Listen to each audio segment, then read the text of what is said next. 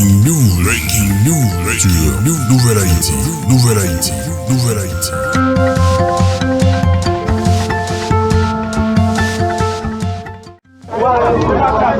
Asan na kap descend.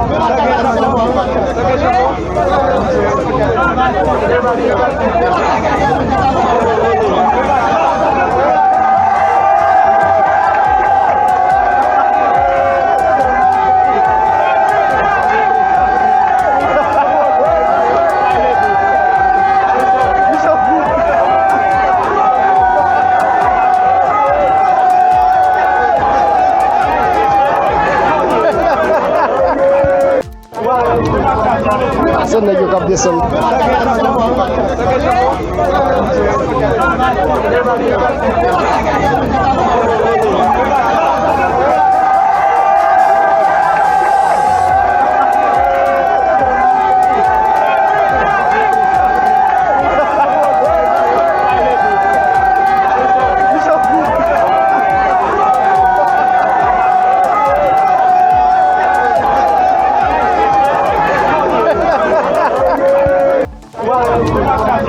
Asan na kap descend.